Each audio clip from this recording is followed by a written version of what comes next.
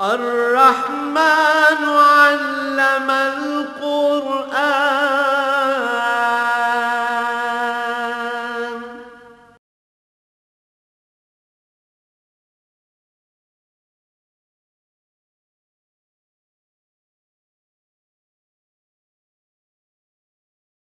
الحمد للہ رب العالمین والصلاة والسلام علی حبیبہ محمد وآلہ وصحبہ آمین.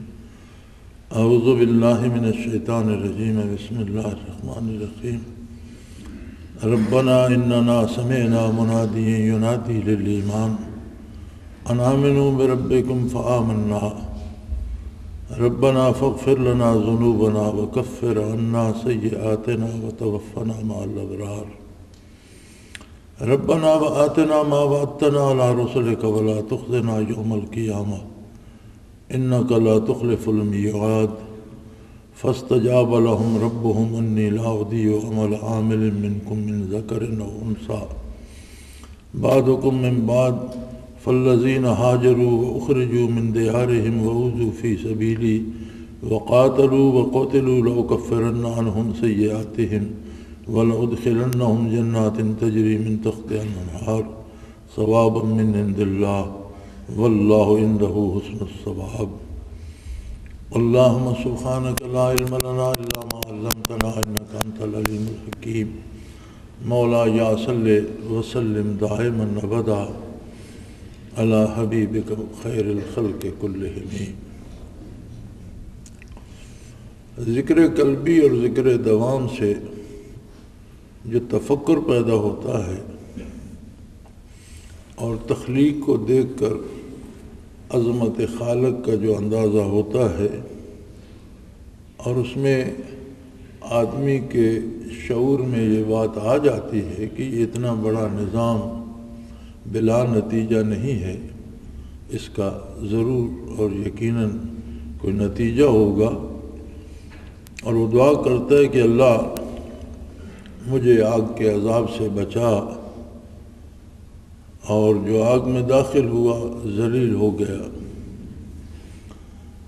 پھر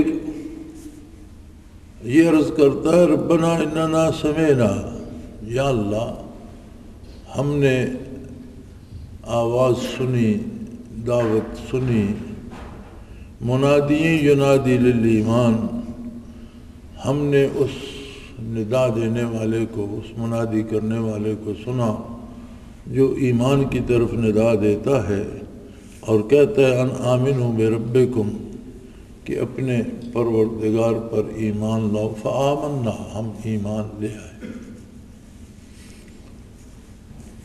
اچھی بات اور اچھی دعوت سننے کے لیے بھی ایک صالح مزاج کی ضرورت ہوتی ہے. کل بات ہو رہی تھی، ایک صاحب پنڈی سے تشریف لائے تھے اور کہنے لگے کہ بڑا عرصہ ہوا آپ سے کوئی شعر و شاعری کی بات یا غزل کی بات یا ادب کی کوئی بات اس طرح کی نہیں سنی. تو میں نے انہیں عرض کیا کہ آپ کیا سمجھتے ہیں کہ کہیں ڈاکہ پڑ رہا ہو اور کچھ ڈاکو لوٹ میں مصروف ہوں، کچھ لوگ لٹ رہے ہوں، اس ہنگامے میں آپ غزلیں پڑھیں گے اور وہ آپ کی غزلیں سنیں گے؟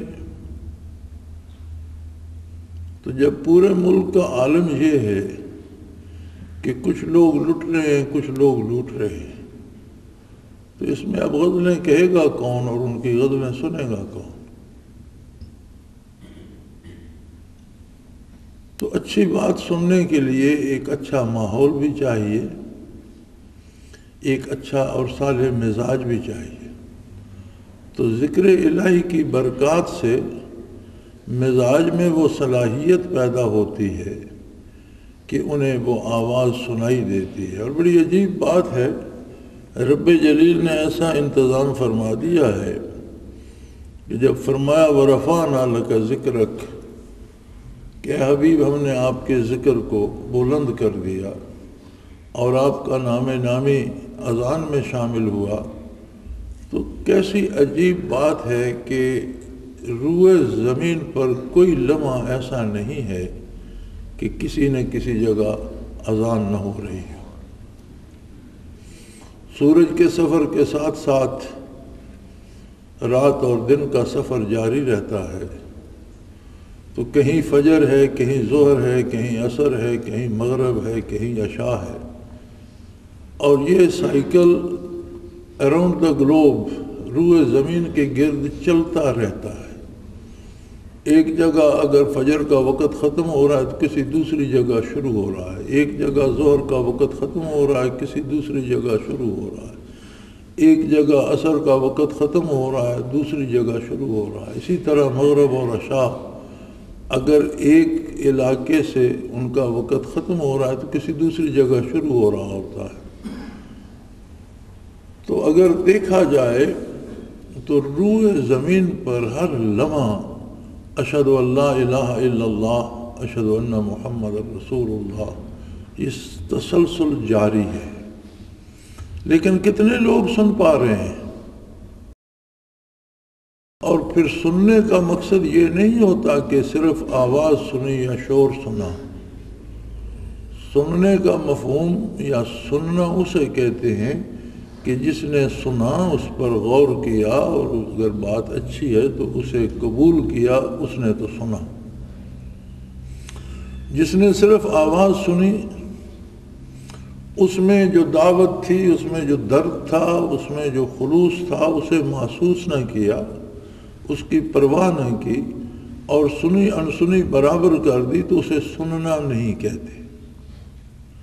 لہذا سننے کے لیے اپنے اندر کی، اپنی فکر اور سوچ کی، اپنی قوت سماعت کی، اپنے ادراک و شعور کی صفائی ضروری ہے، اور یہ ذکر قلبی اور ذکر دوام ہے جو یہ صفائی عطا کرتا ہے۔ اور ذکر کے فوائد میں یہ بات قرآن کریم ارشاد فرما رہا ہے کہ اللہ کا ذکر کرنے والے جو ہیں، پھر وہ یہ دعا کرتے ہیں کہ اللہ، ہم نے ندا سنی جو منادی تیری طرف بلا رہا تھا، اور ہم نے اسے قبول کیا، آمنا، اس پہ ایمان لائے۔ اب ہماری گزارش یہ ہے، ربنا فاغفر لنا ذنوبنا، کہ اے اللہ تو ہمارا پروردگار ہے، پالنہار ہے، تو ہی وہ ہے جو نعمتیں عطا کر رہا ہے، اور تو ہی وہ ہستی ہے جو خطاؤں سے درگزر فرما سکتا ہے۔ تیری ہی بارگاہ عالی ہے جس کے اگر اطاعت میں کوتاہی ہوئی تو وہ جرم بن جائے گا، اور تو کریم ہے، تو اگر ہم سے کوئی غلطی سرزد ہوئی ہے تو اس سے درگزر فرما، وَكَفِّرْ عَنَّا سَيِّئَاتِنَا، اور ہم سے یہ غلطیاں کرنے کا جو فعل ہے یا غلطیاں ہو جانے کا جو امکان ہے، اسی کو زائل کر دے تاکہ ہم غلطی کریں ہی نہیں۔ کفر عنا سیئاتنا، اس سے ہمیں نجات دے دے، ہم سے غلطی کرنے کی جو بات ہے وہ توفیق ہی لے لے اور ہمیں نیکی کی توفیق عطا کر دے۔ وَتَوَفَّنَا مَعَ الْأَبْرَارِ، اور پھر وہ سوچتے بھی یہ ہیں اور مانگتے بھی یہ ہیں کہ اے اللہ ہمیں اپنے نیک بندوں کے ساتھ موت دے۔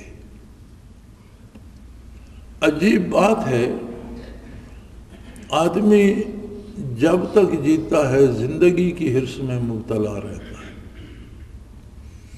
جب تک جیتا ہے سوچتا رہتا ہے کہ مزید زندہ کیسے رہوں، مزید چیزیں دنیاوی نعمتیں کیسے حاصل کروں، مزید رزق کیسے حاصل کروں، مزید کھانا پینا کیسے حاصل کروں، مزید دولت اور مزید ہر شے کس طرح مجھے ملے۔ لیکن ذکر الہی یہ شعور دیتا ہے کہ جو چیزیں اپنے وجود میں فانی ہیں اور جنہوں نے بہرحال نہیں رہنا، ان کی طلب و آرزو کا کیا مطلب؟ کوئی بڑا خوبصورت پھول ہو، لیکن اس کی زندگی تو ایک دن بھی نہیں ہے، اگلے دن تو وہ باسی ہوگا، 2 دن بعد وہ خاک ہو کر اڑ جائے گا، تو اس کے لیے جتن کرنے کی کیا ضرورت ہے؟ موت ایک ایسی حقیقت ہے کہ جس سے کسی کو مفر نہیں۔ ہم اپنے ارد گرد اپنے ماحول میں روزانہ دیکھتے ہیں کتنے لوگوں کو ہم قبر میں اتارتے ہیں، لیکن کتنے لوگ ہیں جو یہ فکر کرتے ہوں کہ مجھے بھی اسی راستے سے گزرنا ہے، آج نہیں تو کل میری باری بھی آ سکتی ہے۔ تو فرمایا ذکر الہی، ذکر قلبی اور ذکر دوام جو ہے وہ یہ فکر عطا کرتا ہے کہ مجھے مرنا بھی ہے، اور دعا کرتا ہے ذاکر اللہ سے کہ یا اللہ میرے گناہ معاف فرما، برائی کرنے کی جو صلاحیت ہے وہ مجھ سے لے لے اور مجھے نیکی کی صلاحیت عطا کر، وَتَوَفَّنَا مَعَ الْأَبْرَارِ، اور ہمیں موت تو آنی ہے لیکن اپنے نیک بندوں کے ساتھ موت عطا کر۔ اب ظاہر ہے کہ موت انہی کے ساتھ آئے گی جن کے ساتھ آدمی زندگی بسر کرے گا۔ یہ تو ممکن نہیں ہے کہ زندگی میں خانے میں بسر ہو اور موت کعبے میں آئے، یہ تو ممکن نہیں ہے۔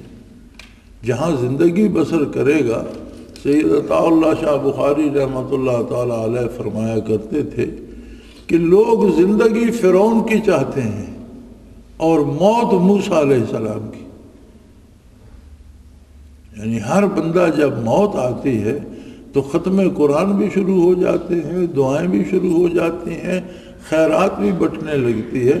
تو یہ تو زندگی میں کرنے کے کام ہے، مرنے کے بعد کرنے کے تو نہیں، یہ تو اپنے ہاتھوں سے کرنے کے کام ہیں اور زندگی میں کرنے کے کام ہیں۔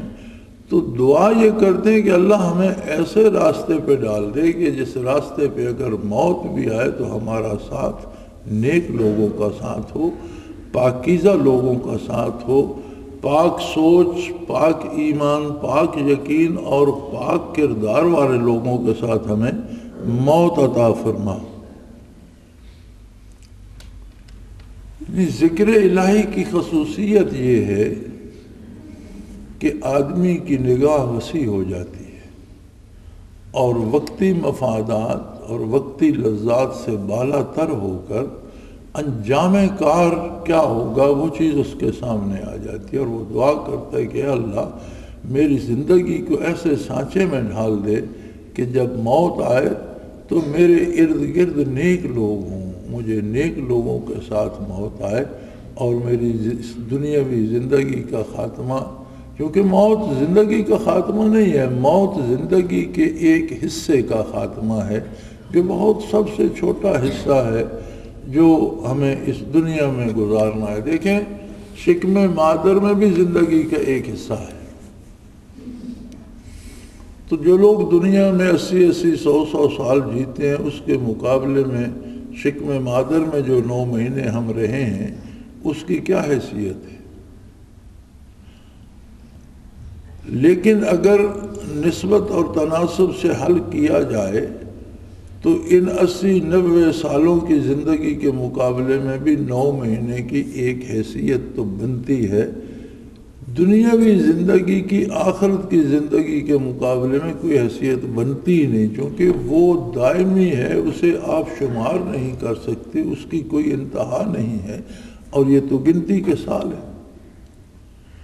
تو ذکر الہی یہ شعور عطا کرتا ہے کہ آدمی اس دائمی زندگی کی دائمی نعمتوں کی آرزو کرتا ہے، اور وہ دعا کرتا ہے کہ اللہ مجھے اپنے نیک بندوں کے ساتھ موت عطا فرما، اور اے میرے پروردگار، اے ہمارے پروردگار، آتنا ما وعدتنا علی رسلک، تو نے جو وعدے اپنے نبیوں کی زبان سے اپنے نیک بندوں کے ساتھ فرمائے ہیں کہ ان پر تو کرم فرمائے گا، انہیں حشر سامانیوں سے بچائے گا، آخرت کے عذابوں سے محفوظ رکھے گا، اور انہیں اپنی نعمتوں میں اور اپنے باغات میں اور اپنے ہاں بہترین جگہوں میں جگہ دے گا، گھر دے گا۔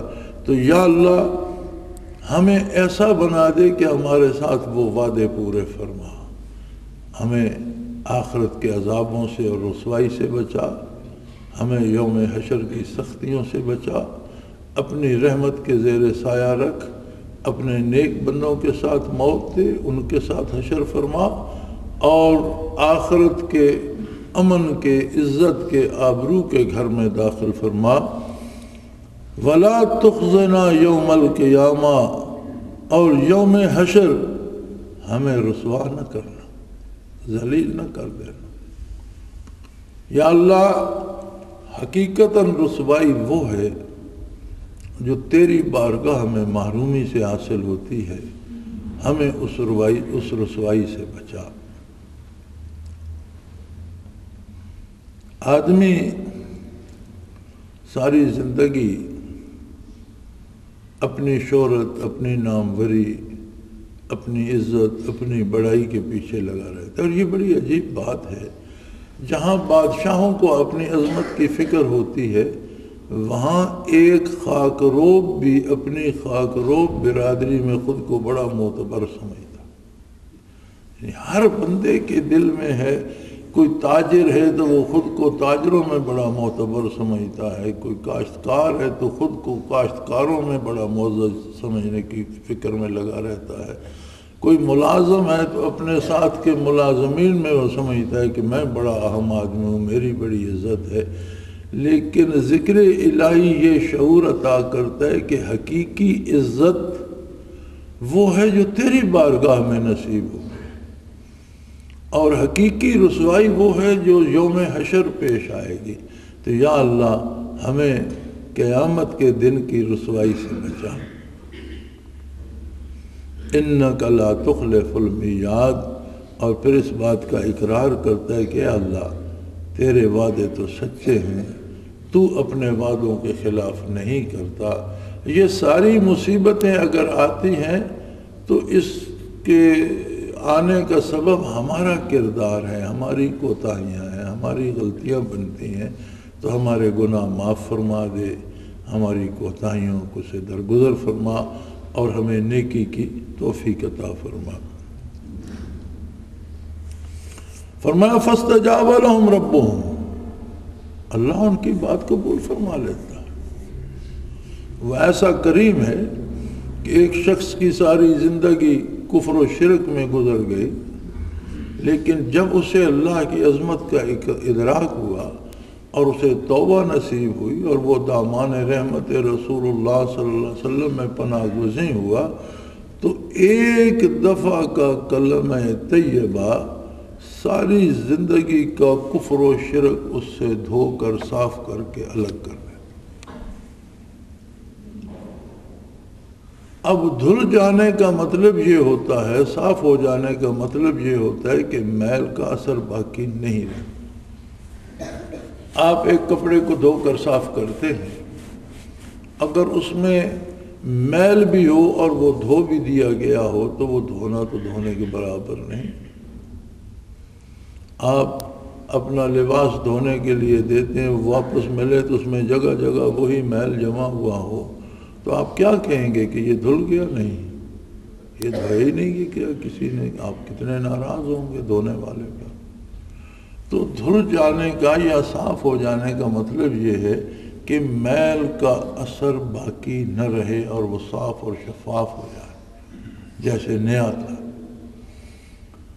تو کفر و شرک میں مبتلا بندہ بھی جب اسے انابت الہی نصیب ہوتی ہے، توبہ کرتا ہے اور کلمہ طیبہ پڑھتا ہے، لا الہ الا اللہ محمد الرسول اللہ، تو ان جو دو جملوں میں اتنا اثر ہے کہ وہ اس کی گزشتہ ساری زندگی کا کفر و شرک بھی، گناہ اور برائیاں بھی، غلطیاں اور کوتاہیاں بھی دھو کر اسے شفاف کر دیتا۔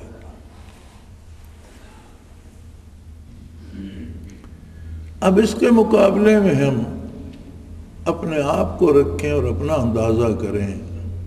ہماری مصیبت یہ ہے کہ ہم بات سنتے ہیں تو سمجھتے ہیں یہ دوسروں کے لیے ہے، قرآن پڑھتے ہیں تو سمجھتے ہیں یہ آیت کافروں کے حق میں، اگر اچھی ہوتی ہے تو یہ مومنین کے حق میں، خود کو الگ رکھتے ہیں، حالانکہ قرآن ایک ایک انسان کو مخاطب فرماتا ہے۔ اللہ کی کتاب ہے للناس، اولاد آدم کے لیے، میرے لیے بھی ہے، آپ کے لیے بھی ہے، ہر انسان کے لیے ہے۔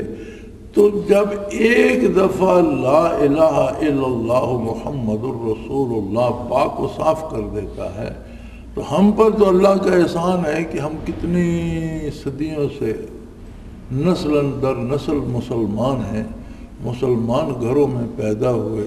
سب سے پہلی آواز جو ہمارے کان میں پڑی وہ اذان کی تھی۔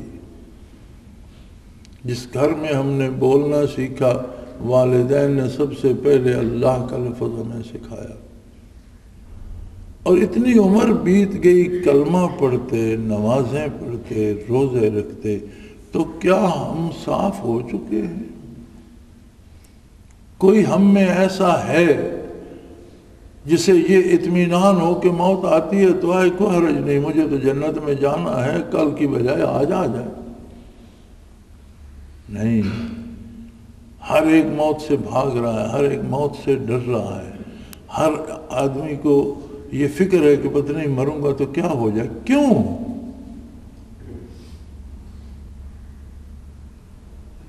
نمازیں ہم پڑھتے ہیں، چلو کسی نے 5 نہ پڑھی، 4 پڑھ لی، کسی نے 1 پڑھ لی، بڑی بد نصیب ہو جو 5 چھوڑ دیتا ہے، بہت کم لوگ ہیں۔ مساجد کو دیکھیں بھری ہوئی ہیں، اذانیں ہوتی ہیں، نماز ہوتی ہے، روزے رکھتے ہیں اور زکوٰۃ دیتے ہیں۔ حج پر لوگ اتنے جاتے ہیں کہ ہر سال سیٹیں کم پڑ جاتی ہیں، لاکھوں لوگ ہر سال حج پہ جاتے ہیں۔ سارے کام ہم کرتے ہیں، تلاوت کرتے ہیں، پھر کیوں ہمیں اپنی بخشش کا یقین نہیں ہے؟ کوئی کڑی تو درمیان میں غائب ہے، جو کڑی ہم سے چھوٹ گئی، جو غائب ہے وہ کیا ہے؟ نمازیں کلی طور پر نہیں چھوٹی ہیں، اگر لوگ بے نماز ہیں تو نمازی بھی بہت ہیں، اگر لوگ تلاوت نہیں کرتے تلاوت کرنے والے بھی بہت ہیں، اگر کچھ لوگ زکوٰۃ نہیں دیتے تو زکوٰۃ دینے والے بھی بہت ہیں، اگر کچھ لوگ صاحب استعداد ہو کر حج پر نہیں جاتے تو اتنے بھی بہت ہیں کہ جن میں استعداد نہیں ہے وہ بھی پیسہ شیسہ جمع کر کے زمین مکان بیچ کر حج پہ چلے جاتے، ایسے بھی تو ہیں۔ حاجی ہیں، نمازی ہیں، صدقات اور زکوٰۃ دینے والے ہیں، لیکن کیا اس سب سے ہم میں صلاحیت آ گئی؟ ہم بدل گئے، ہم نیک ہو گئے، ہم ابرار میں شامل ہو گئے، اللہ کے نیک بندوں میں شامل ہو گئے؟ یہ مشکل سے کیوں نہیں ہوتا؟ کوئی کڑی ایسی ہے جو درمیان سے چھوٹ گئی ہے، کوئی ایسا کام ہے جو بحیثیت قوم من حیث القوم ہم نے چھوڑ دیا ہے۔ اگر ساری دینی زندگی کا تجزیہ کریں تو ہم سے ذکر دوام چھوٹ گیا ہے جو ہم نے من حیث القوم چھوڑ دیا ہے۔ باقی دینی احکام پہ عمل و قرآن کا یہ حکم جو ہے، الذین یذکرون اللہ قیاما وقعودا وعلی جنوبہم، وہ لوگ جو کھڑے بیٹھے لیٹے یعنی ہر حال میں اللہ کا ذکر کرتے ہیں۔ کہاں ہیں وہ لوگ؟ کہاں ہے ذکر کی وہ کیفیت؟ اور صرف یہ دوا ایسی ہے جو صلاحیت پیدا کرتی ہے، شعور و آگہی دیتی ہے، بھلے برے کی تمیز پیدا کرتی ہے۔ ہم بندے کو پاگل کیوں کہتے ہیں؟ جب دنیاوی زندگی کے لوازمات کو جیسا کہ چاہیے وہ اختیار کرنے کے شعور سے بے بہرا ہو جائے، ہم کہتے ہیں پاگل ہے۔ کپڑے پہننے کی تمیز نہ رہے، بات کرنے کی تمیز نہ رہے، کھانے پینے کی تمیز نہ رہے، حلیہ ٹھیک کرنے کی تمیز نہ رہے، بال پریشان ہیں، کپڑے پھاڑے ہوئے ہیں، یا اتار دے گا، کھانا جو مل گیا کھا لیا، پلیت ہے، پاک ہے، غلیظ ہے، صاف ہے، تو ہم کہیں گے یہ پاک۔ جو بات منہ میں آئی وہ کہہ دی، بھلی ہے یا بری ہے، تو ہم کیا کہتے ہیں؟ یہ پاگل ہے۔ اگر دنیاوی چیزوں کا شعور و آگہی درست نہ رہے تو پاگل ہو جاتا ہے، اور اگر آخرت کے بارے جو ضروریات و لوازمات ہیں ان کا شعور نہ رہے تو وہ کیسے عقل مند ہے؟ وہ کیا وہ پاگل نہیں؟ حقیقتاً تو وہ شخص پاگل کہلانے کا مستحق ہے جسے عظمت الہی کا شعور نہ رہے، جسے دار آخرت کا شعور نہ رہے، جسے عظمت رسالت کا احساس نہ رہے، جو اس دنیا میں آ کر دنیا میں کھو جائے اور اسے یہ خبر نہ رہے کہ مجھے ایک دائمی گھر کی طرف بھی جانا ہے۔ دراصل پاگل سب سے بڑا پاگل وہ ہے، اور جسے اللہ کی یاد بھول جائے اس سے بڑا پاگل کون ہے؟ پاگل زندہ رہتے ہیں، آپ نے دیکھا بے لباس ہوں تو بھی زندہ رہتے ہیں جب تک موت نہیں آتی، وقت بے وقت کھاتے ہیں زندہ تو رہتے ہیں، علم غلم کھاتے ہیں زندہ تو رہتے ہیں۔ اسی طرح جو بندہ آخرت سے بے خبر ہو جاتا ہے زندہ تو رہتا ہے، لباس پہنتا ہے، دولت جمع، ہم سمجھتے ہیں یہ بڑا عقل مند ہے، دراصل وہ پاگل ہوتا ہے، بے وقوف ہوتا ہے، بے شعور ہوتا ہے۔ اور جن میں وہ شعور ہوتا ہے فَاسْتَجَابَ لَهُمْ رَبُّهُمْ، اللہ ان کی بات قبول کر لیتا ہے، ان کے گناہ معاف فرما دیتا ہے، انہیں نیکی کی توفیق عطا کر دیتا ہے، ان کی اصلاح فرما دیتا ہے اور انہیں نیکی پر موت دیتا ہے۔ یاد رکھے جس کی توبہ قبول ہو جاتی ہے پھر اسے موت کا ڈر نہیں رہتا، پھر وہ موت کے لیے تیار رہتا ہے۔ نشان مرد مومن باتو گوئم، علامہ مرحوم نے کہا تھا نشان مرد مومن باتو گوئم چمر گایت تبسم بر لبے اوست، تجھے میں بندے مومن کی نشانی بتاتا ہوں کہ جب موت آتی ہے تو اس کے ہونٹوں پہ مسکراہٹ پھیل جاتی، یعنی وہ سمجھتا ہے کہ اس دنیا کے شور و غوغا سے، اس برائی اور بھلائی کے امتحان میں سے، اس نیکی اور بدی کی آویزش میں سے بحمد اللہ میں جیت کر کنارے لگ گیا اور میں کامیاب ہو گیا، تو بجائے موت کا دکھ آنے کے اس کے چہرے پہ بشاشت آ جاتی ہے، مسکراہٹ آ جاتی ہے، کھل اٹھتا ہے اس کا چہرہ کہ الحمدللہ میں محفوظ طریقے سے کنارے لگ گیا اور کامیاب ہو گیا۔ اللہ ان کی بات قبول فاستجاب لهم ربهم، اللہ ان کی بات قبول فرما لیتا ہے اور فرمایا میری تو یہ شان یہ ہے انی لا اضیع عمل عامل منکم من ذکر او انثی، تم میں سے کوئی مرد ہو یا خاتون، انسان ہی ہے، اور جو بھی بھلائی کرتا ہے میں اس کی بھلائی قبول کرتا ہوں، اس کا عمل ضائع نہیں کرتا۔ بعدکم من بعد، تم سب ایک دوسرے میں سے ہی ہو، یہ جو تم نے تفریق بنا رکھی ہے اور کسی کو تم ضرور چھوٹا سمجھتے ہو کسی کو بڑا، کچھ نہیں ہے، انسان سارے آدم علیہ السلام کی اولاد میں سے ہے، اور تمہاری فضیلت اور تمہاری بڑائی اللہ سے تعلق میں ہے۔ ان اکرمکم عند اللہ اتقاکم، جس کا جتنا اللہ سے تعلق ہے وہ اتنا قابل احترام۔ فالذین ہاجروا واخرجوا من دیارہم واوذوا فی سبیلی وقاتلوا وقتلوا، پھر اپنے بندوں کی مثال دیتا ہے، سبحان اللہ۔ کہاں یہ بات کہ اللہ خادمان نبوت کو مثالی مسلمان فرما رہا ہے، کہتا ہے دیکھو یہ دار دنیا ہی میں وہ بھی تھے، ان کے رشتہ دار بھی تھے، انہوں نے دولت بھی کمائی تھی، ان کی جاگیریں بھی تھیں، جائیدادیں بھی تھیں، گھر بھی تھے، ساری ضرورتیں جو آج تمہارے ساتھ ہیں کل ان کے ساتھ بھی تھیں، انسانی زندگی تھی، لیکن وہ کیسے لوگ تھے؟ فالذین ہاجروا، جب انہوں نے توبہ کی اور میرے نبی کی دعوت قبول کی اور انہوں نے کہا کہ ہم ایمان لائے، تو دنیا کی مشکلات ان پر ٹوٹ پڑی، انہیں گھر چھوڑنے پڑے، جاگیریں چھوڑنی پڑیں، جائیدادیں چھوڑنی پڑیں، رشتے ناتے توڑنے پڑے، برادری چھوڑنی پڑی، دوستیاں چھوڑنی پڑی، لیکن انہوں نے کہا جو مزہ اللہ اللہ کے رسول کی رفاقت میں ساری کائنات بھی چھٹ جائے تو کوئی پرواہ نہیں۔ والذین ہاجروا، بیٹھے بٹھائے مہاجر ہو گئے، ہر چیز سے رخصت ہو گئے، وَأُخْرِجُوا مِن دِيَارِهِمْ، لوگوں نے انہیں گھروں سے نکال دیا۔ انہوں نے کہا کوئی بات نہیں۔ ایک صحابی ہجرت فرما رہے تھے مکہ مکرمہ سے، اور حضور کی ہجرت کے بعد اہل مکہ نے پہرے داری شروع کر دی تھی کہ کوئی مسلمان ہجرت کر کے نہ جائے۔ تو وہ مسلح تھے اور بڑے جری اور بہادر مانے ہوئے شخص تھے، تو انہوں نے علل اعلان اپنے گھوڑے پہ سوار ہوئے اور چل دیے۔ اہل مکہ نے راستے میں روک لیا۔ انہوں نے فرمایا دیکھو تم مجھے جانتے ہو میں کون ہوں، اور یہ بھی جانتے ہو کہ میں جنگ کا ماہر ہوں، اور یہ بھی جانتے ہو کہ میں کتنا جرأت مند ہوں، کتنا صحت مند ہوں، کتنا طاقتور ہوں، اور فن حرب کا کتنا ماہر ہوں۔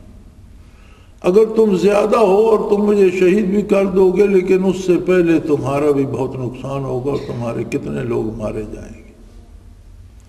میرے پاس نیزہ ہے، میں پہلے یہ استعمال کروں گا، پھر میرے پاس تلوار ہے، میرے پاس تیر کمان ہے، میں اپنا ترکش خالی کروں گا، پھر اس کے بعد تلوار کی باری آئے گی، تو یہ سارے تیر میرے ضائع نہیں جائیں گے، میرے نیزے کے وار خالی نہیں جائیں گے، میری تلوار کے وار خالی نہیں، تمہارے کتنے لوگ مریں گے اگر تم مجھے مار بھی لوگے تو اس سارے خسارے کی بجائے سودا نہ کر لے۔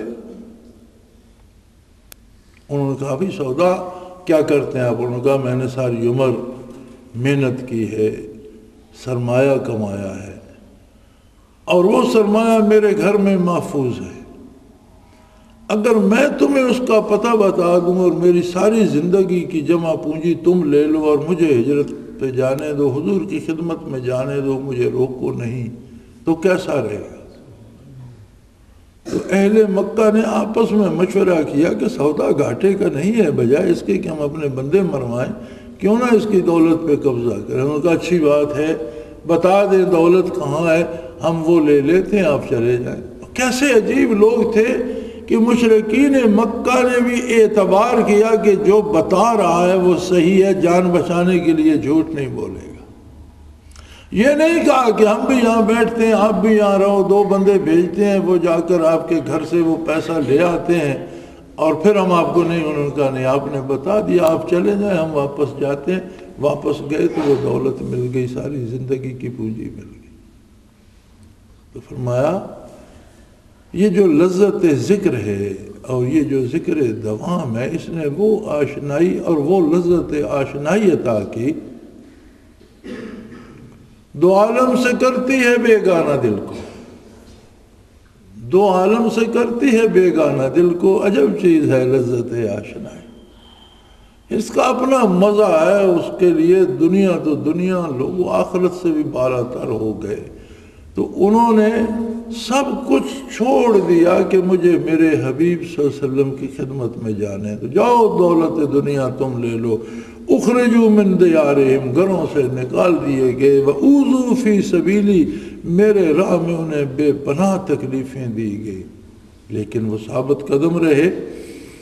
اور ہجرت کے بعد جب مدینہ منورہ آئے تو کیا پرسکون ہو گئے؟ فرمایا نہیں، وَقَاتَلُوا وَقُتِلُوا، پھر انہوں نے جہاد کیے، جانیں قربان کی، کفار اور مشرکین کو قتل کیا، مقابلہ کیا۔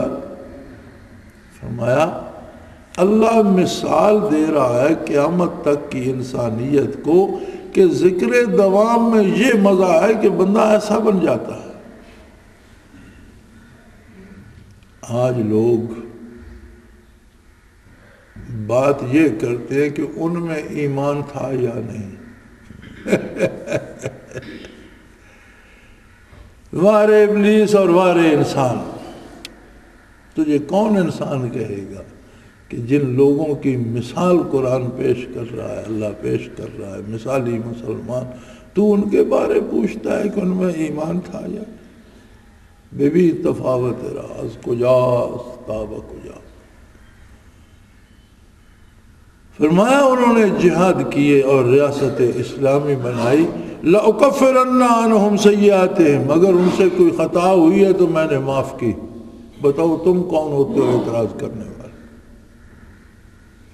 اگر ان پر کسی کو اعتراض ہے تو تمہارا انہوں نے کیا بگاڑا؟ اگر ان سے کوئی کوتاہی ہوئی ہے تو میں نے معاف کر دی. وَلَأُدْخِلَنَّهُمْ جَنَّاتٍ تَجْرِي مِن تَحْتِهَا الْأَنْهَارُ، میں انہیں اپنے ان باغوں میں داخل کروں گا جن میں نہریں جاری ہیں اور میری جنت میں رہیں گے. ثوابا من عند اللہ، اللہ کی طرف سے ان کے عمل کا یہی بدلہ ہے. اور واللہ عندہ حسن الثواب، اور اللہ ہی وہ ہستی ہے، اللہ ہی کی یہ شان ہے کہ وہ بدلہ بہت ہی اچھا دیتا ہے. بندے کا عمل تھوڑا ہوتا ہے، جب وہ بدلہ عطا فرماتا ہے تو اس سے کروڑوں گنا زیادہ عطا فرما دیتا ہے. وآخر دعوانا ان الحمد للہ رب العالمین. جناب آپ کی سنتیں رہتی ہیں، عطا فرما دیتا. اللہ اللہ اللہ اللہ اللہ اللہ اللہ اللہ.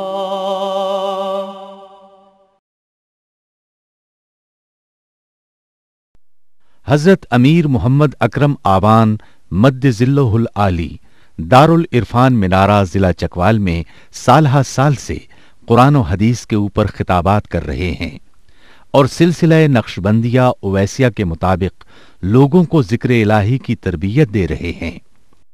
وہ قرآن پاک کی تفسیر ترتیب وار بیان کر رہے ہیں. تفسیر قرآن کو وہ موجودہ ملکی اور بین الاقوامی حالات کے مطابق بیان کرتے ہیں. موٹر وے سے کلر کہار کے انٹرچینج سے نکلتے ہوئے کلر کہار کی جھیل سے ہوتے ہوئے میانی، بوچھال اور نور پور سے گزرتے ہوئے دارالعرفان منارہ پہنچ سکتے ہیں. حضرت امیر محمد اکرم آوان نے بچیوں اور بچوں کی دینی اور دنیاوی تعلیم کے لیے سقارہ اکیڈمی کے نام سے ایک درسگاہ بھی قائم کی ہے، جس کا افتتاح ملک پاکستان کے صدر جنرل محمد ضیاء الحق نے اپنے دست مبارک سے کیا تھا. وہ تمام احباب جو اسلام کی طلب رکھتے ہیں ان سے گزارش ہے کہ دارالعرفان منارہ ضلع چکوال میں امیر محمد اکرم آوان صاحب کے خطابات سے مستفید ہوں. وہ ہر جمعے کو نماز سے پہلے بیان فرماتے ہیں. ہر ماہ کی پہلی اتوار کو ماہانہ اجتماع ہوتا ہے جس میں آپ خصوصی خطاب فرماتے ہیں اور پاکستان کے چاروں صوبوں سے احباب اس اجتماع میں شرکت کرتے ہیں. اس کے علاوہ یہاں سال میں 2 مرکزی اجتماعات بھی ہوتے ہیں، ایک رمضان المبارک میں اعتکاف کا اجتماع اور دوسرا جولائی اور اگست میں 40 دن کا اجتماع ہوتا ہے جس میں روحانی تربیت کی جاتی ہے.